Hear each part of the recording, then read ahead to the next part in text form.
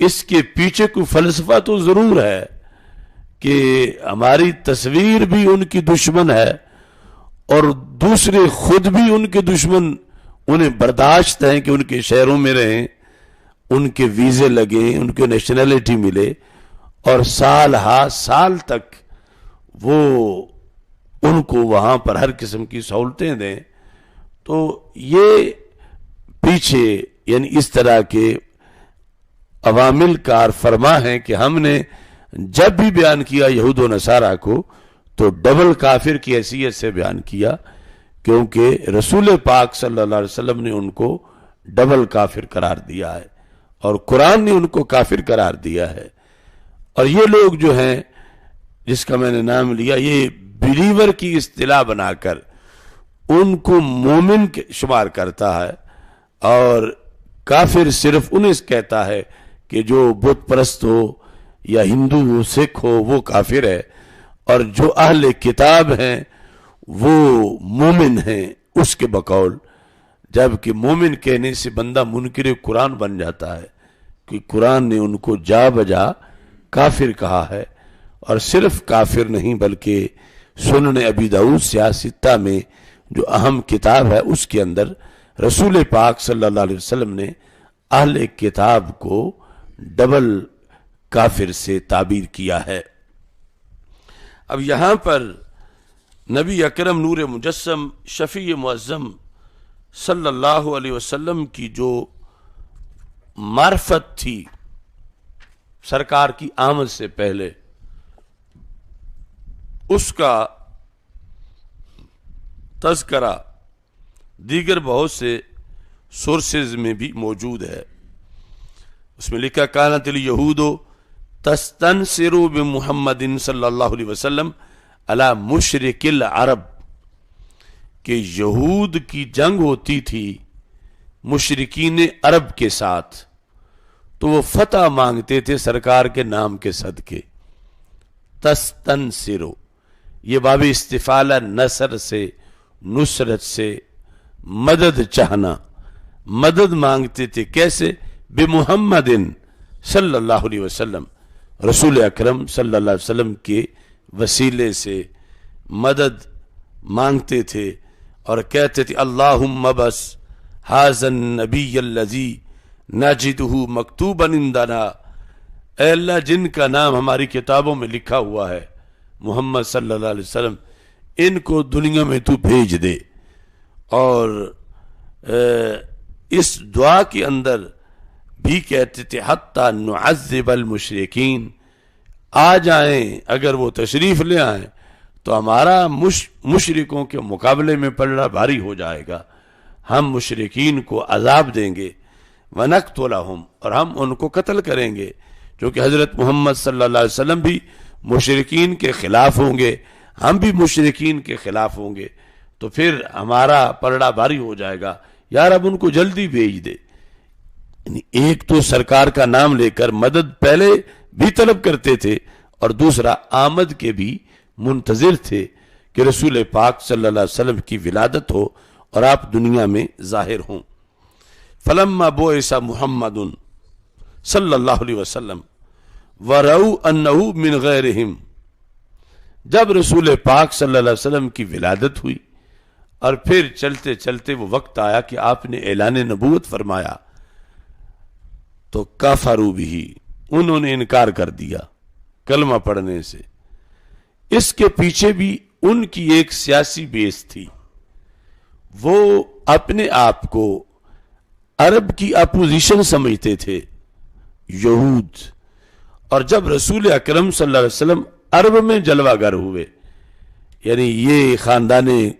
بنی ہاشم یہ عرب ہے، یہود اگرچہ آباد یہیں تھے حجاز میں ہی، لیکن وہ اپنے آپ کو عرب نہیں کہلاتے تھے، وہ یہود تھے. اور انہیں انتظار تھا کہ رب ہمارے اندر بھیجے گا حضرت محمد مصطفیٰ صلی اللہ علیہ وسلم کو. اور جب رسول پاک صلی اللہ علیہ وسلم عرب کے اندر بھیجے گئے تو کفروا بہ حسدا للعرب، انہوں نے کلمہ پڑھنے سے انکار اس لیے کیا کہ انہیں عرب سے حسد تھا کہ یہود کو عرب سے حسد تھا، تو یہ حسد ان کو لے ڈوبا، اور رسول اکرم صلی اللہ علیہ وسلم عرب میں تھے، وہم یعلمون انہ رسول اللہ صلی اللہ علیہ وسلم، انہیں اس میں کوئی شک نہیں تھا سرکار کی رسالت میں، وہ جانتے تھے کہ آپ اللہ کے رسول صلی اللہ علیہ وسلم ہیں، یہ انہیں پکا پتہ تھا، لیکن حسد کی بنیاد پر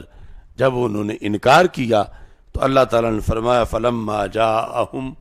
مَا عَرَفُوا كَفَرُوا بِهِ فَلَعْنَةُ اللَّهِ عَلَى الْكَافِرِينَ،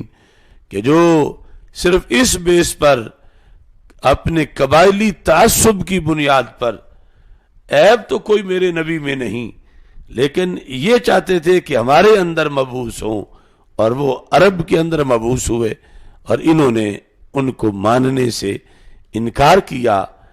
تو جاننا بھی فائدہ نہ دے سکا، اللہ نے لعنت کی مشرکین پر، ان کافروں پر، اہل کتاب پر، اور اس کے باوجود جنہوں نے ماننا تھا وہ لعنت سے بچ گئے، جس طرح کہ حضرت عبداللہ بن سلام رضی اللہ تعالی عنہ اور دیگر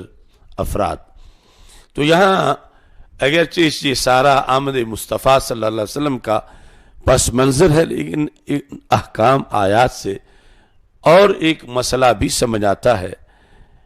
جاننا اور ہے اور ماننا اور ہے، دونوں چیزیں اکٹھی ہو جائیں تو نور علی نور ہے، اور اگر جاننا تو پایا جائے ماننا نہ پایا جائے تو پھر اس سے بندے کو ذرہ بھر بھی فائدہ حاصل نہیں ہوتا۔ اسی سے ایمان ابی طالب کا جو مسئلہ ہے